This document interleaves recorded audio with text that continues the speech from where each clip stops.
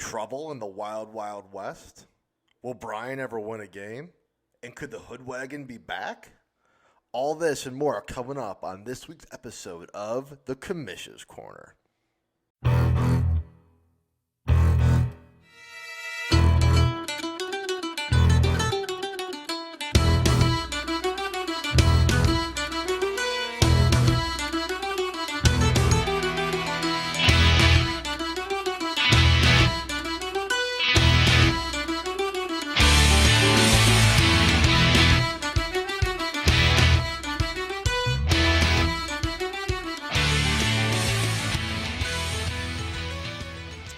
So, as evidenced in the intro, I've teased ideas about Commish content since I announced I was stepping down from the podcast, but this is my first attempt at that. The debut of what I'm calling, I have no better term, John was always the segment names guy on the pod. This is called the Commish's Corner. What it's going to be is hopefully a brief synopsis with some of my thoughts on what went down the past week in fantasy, and who knows how it evolves. Maybe I bring some guests on, maybe I have regular segments, maybe this sucks, I never do it again. So this is the first attempt at that. I have other ideas as well, so if and when this ends up being bad or no one cares for it, I'll move on to something else. But without further ado, here we go. So, obviously, we had a wild Week 1 in the Norwich Football League. We had some classic things played out again. We had some new faces all of a sudden do things that they're not normally accustomed to doing. But all in all, I thought it was a successful fantasy week. I mentioned this earlier, but the Eagles, the Browns, the Giants, the Steelers all won. Alex is the only one who potentially didn't have his team pull a W in Week 1, but like I said before, with his California mentality, you never know what team he's rooting for at any given time.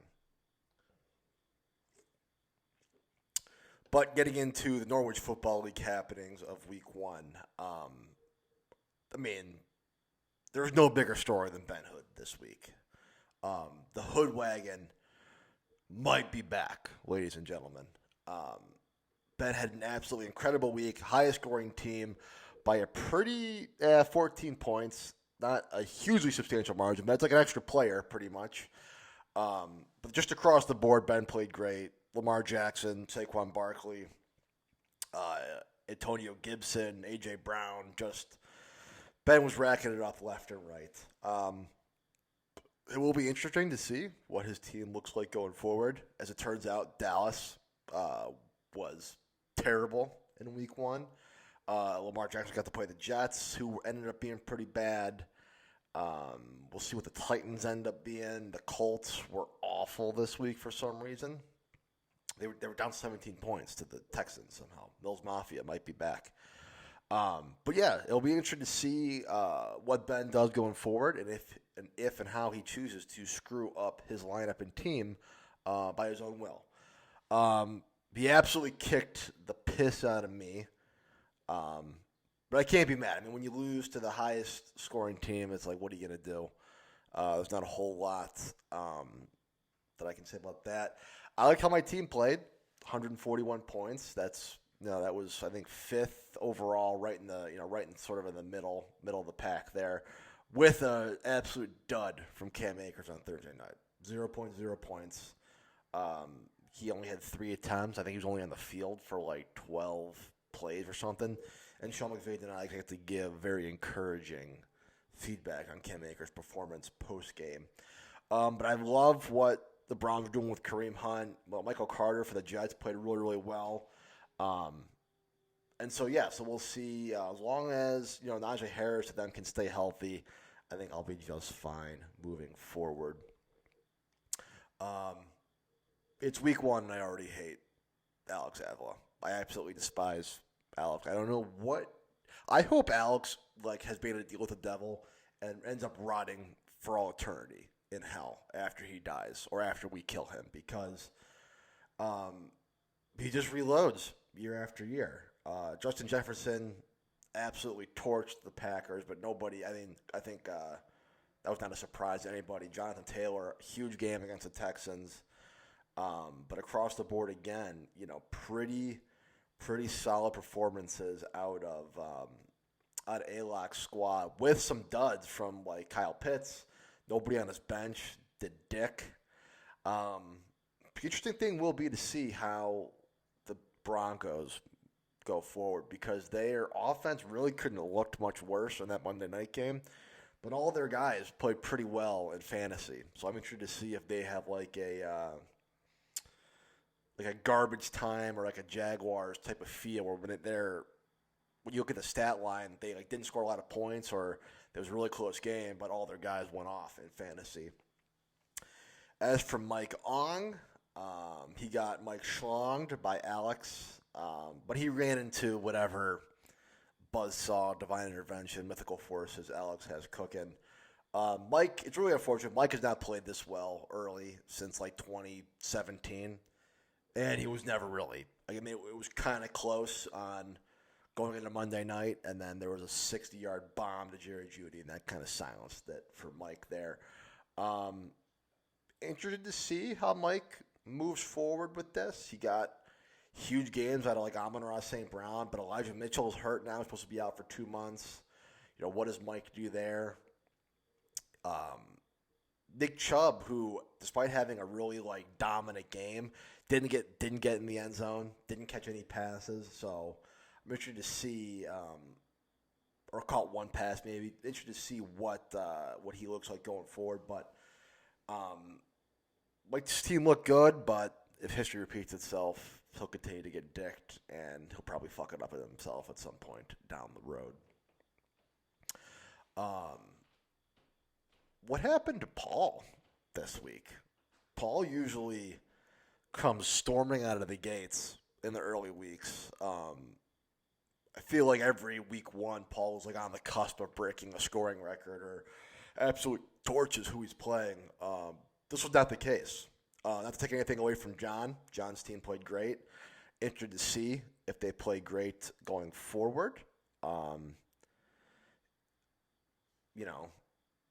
Certain things for John ended up going really well, but I'm interested to see if that production continues out of John's squad. But for Paul, Prescott was terrible. The Cowboys were just awful, and now he's hurt, so Paul has to make a change there anyway. Austin Eckler didn't put up the points, even though it felt like the Chargers really controlled that game. Same thing with Debo. They didn't play well, but he got heavily involved and didn't score. The interesting thing for Paul is going to be down the road here. Hunter Henry, Amari Cooper, and Kadarius Toney all had absolute awful performances. And I don't know if they're going to get any better. Amari Cooper, I have to assume, has to get better. The Browns are going to have to get better quarterback play. And I'm assuming Jacoby Brissett will get better as the season goes on, but the unfortunate thing was that Amari Cooper was open quite a few times, and Jacoby Brissett could not get him the ball. By my count, Jacoby Brissett left 2 touchdown bombs to various guys on the field at least, maybe the third one, depending on if Kareem Hunt would have broken one to go farther. And Kadarius Toney, I think it's pretty. The Giants won on the back of Saquon Barkley. I think it's pretty clear Daniel Jones stinks.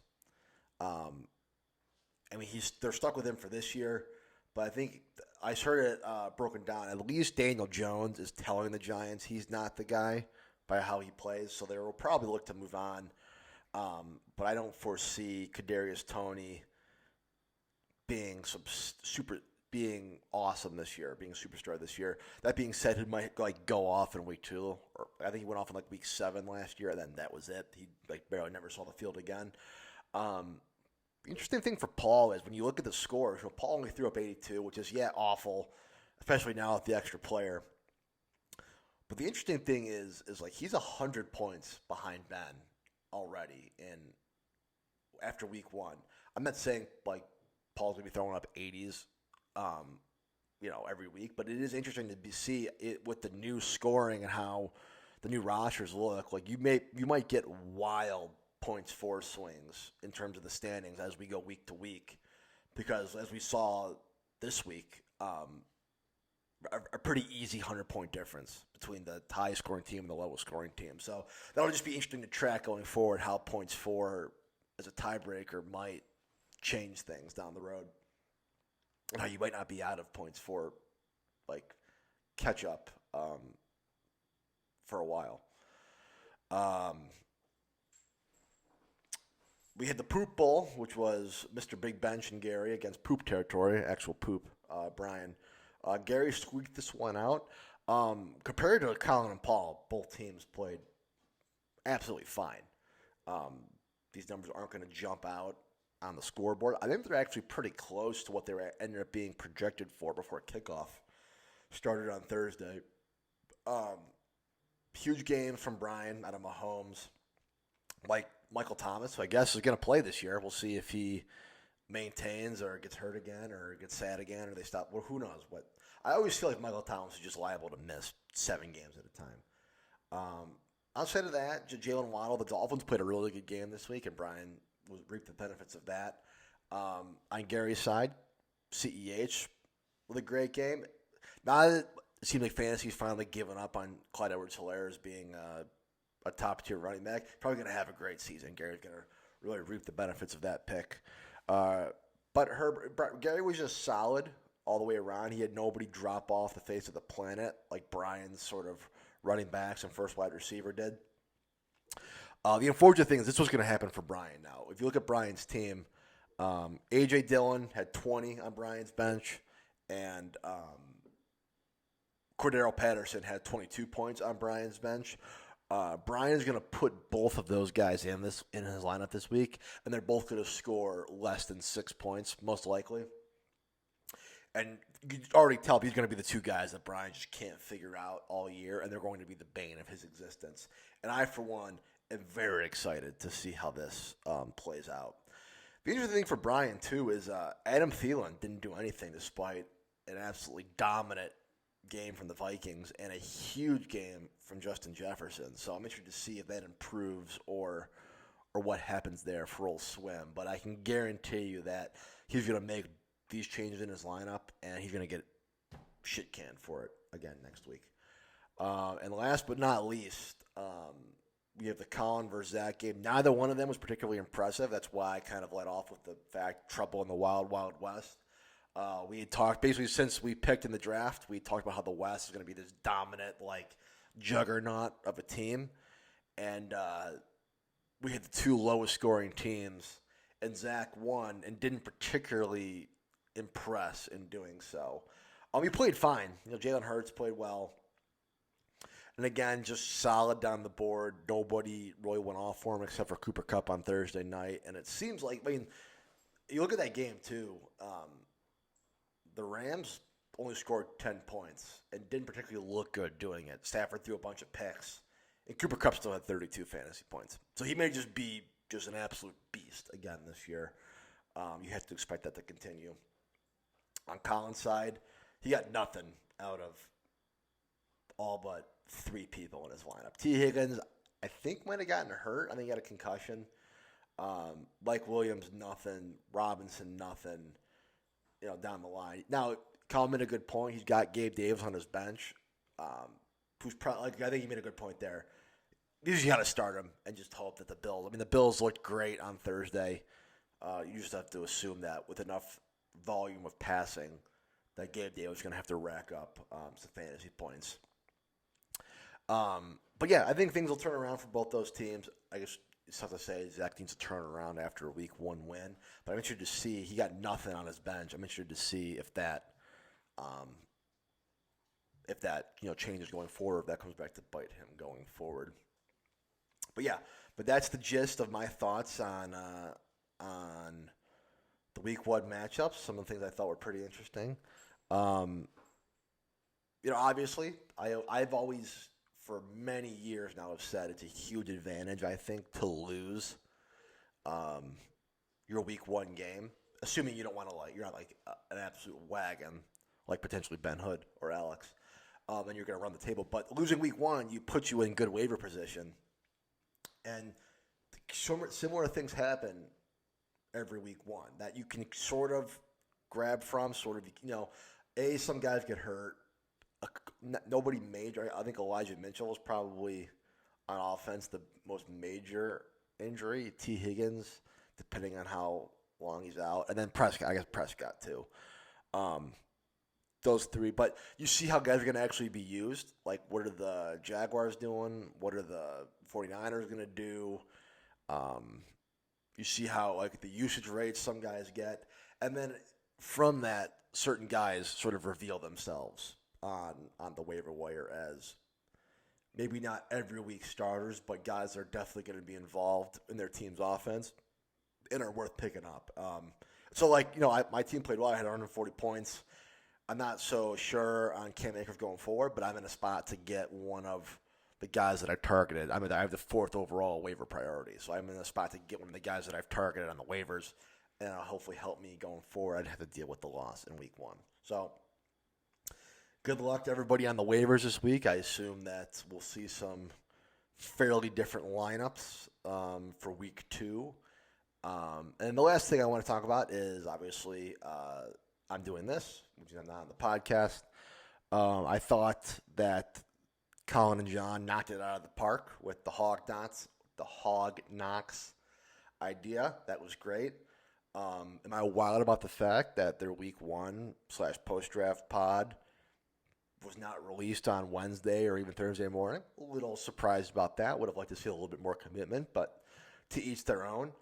But I'm interested to see what they do, how they do this season, and if they can keep that fire and intensity week in, week out when they don't have a Hog Knocks to contend with. So that's probably going to wrap us up for week 1 of the Commish's Corner. Like I said, let me know what you guys think about this. And going forward, we'll see how this evolves, see if this changes at all, and see if I ever do this again. Maybe I'll get feedback from somebody who says that was so dumb, that wasted our time. That was a waste of 15 minutes. Don't ever do that again. And I won't. But yeah, until next week or until next time or until next platform. It was 1950 in the cold and rain when my father took me to my very first game. Said the Browns are gonna show you how the game is played. Here we go again. 54, 55, 64. You can find the trophy on the old age shore. Now the orange and brown coming back for more. Here we go again.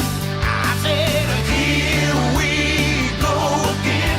It's the Cleveland Browns and it's 1st and 10. So get